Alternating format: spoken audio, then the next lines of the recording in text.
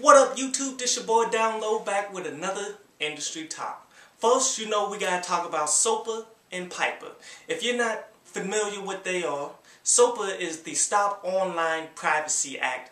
PIPA is the Protect IP Act. Basically, it's new law that's being delivered to Congress to basically stop piracy online. But it's complete bullshit because it's the online equivalency to the Patriot Act. If you're not sure what the Patriot Act is, it's basically taking away the rights of people's privacy, anything, in order to capture terrorist criminals. But yet, if you look at the stats, around 60% of people who were arrested and sentenced due to the Patriot Act, it all came from drug enterprises, not terrorism. And I know a lot of people out there like, that may be good. Get the drug dealers off the street or whatever.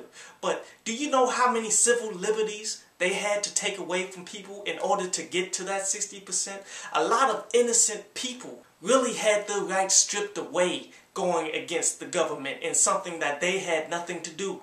Now, but what these acts basically are doing are giving the government and copyright holders the right to basically sanction the internet. Like, if any website gets accused of piracy, then that entire website can disappear within 24 hours. So this basically means YouTube can disappear within a day. With all the good that YouTube does do, there's always a few assholes that pirate some bullshit on YouTube, and they barely can keep up with it and stop it. Music sites like DatPiff all will disappear too because assholes do the same thing then. Now, Barack Obama came out and said that he will veto this vote if it ever gets to him. And which, that's why that's my dude, and that's why I will vote for him again. He earned my vote now. But keep in mind, Congress has yet to even vote on it. Just because you don't hear about that shit doesn't mean it's still not going on. There's really a gag order to keep it out from the internet. And personally, I do not like calling up or trying to get in contact with my representatives to tell them how I feel, because I feel it's a waste of fucking time. But if there was ever a time to do so, now is it. And which is very easy to do. All you do is search on Google, who's my representative? And then it'll take you to a search engine where you can search by zip code. Put in your zip code, it'll give you all the information you need. But speaking of this online bullshit, I'm sure everyone has heard by now, Megaupload was the first website to go. They indicted all the CEOs of that website with racketeering and conspiracy for pirated materials, basically. Now, do you think it was a coincidence that it happened at about the same time that they were doing the vote on SOPA and PIPA? Nah. But the main thing I want to talk about here is that a lot of people thought that Swizz Beatz was the CEO of Megaupload and that he would be indicted. In which, nah, come on now.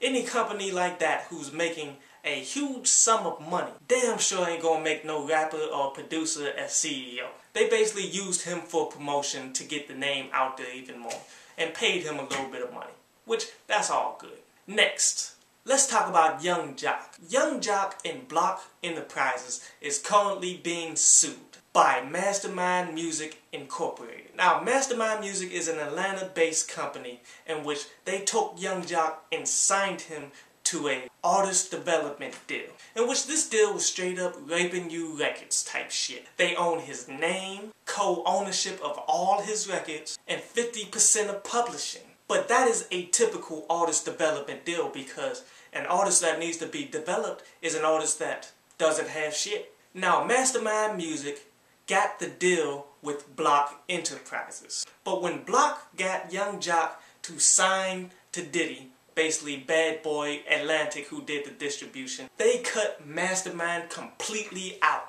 And from there, he dropped his Hustlenomics straight up under Bad Boy, and it went platinum. And it seems to be an open and closed case because they posted the actual contracts that Young Jock signed. Now, I don't know if that's Young Jock's signature or not, but if it is, they got him by the balls. They just got to survive the court case and court costs. But my question is, Hustlenomics dropped 2005. Why in 2012 are they going after him now? Like, You seriously telling me for 7 years they contemplated whether they were going to sue him or not? And finally, Tyga is being blamed for a 1,200 person riot. See, Tyga was a no-show at a show called the Swizz Beatz Center. And as I said in the last couple, man, people don't play when you don't show up. And when a promoter does not follow through with what they said they were going to do, people do not fuck around. Now, but articles and shit is coming out putting the full weight, the full blame on Tyga for not showing up to cause this whole riot and maybe put law enforcement on him. In which I feel is bullshit. Because you don't know what happened behind the scenes. They could have said, fuck you, Tyga, we're not going to pay you your full amount because the date is here. You need to come out here and perform right now. And Tyga doing what every rapper should do, say, fuck you, I don't care. I'm not going to show up if you're not going to pay me. So never believe what the media is painting towards somebody until you hear the full fucking story. But this was another industry topic.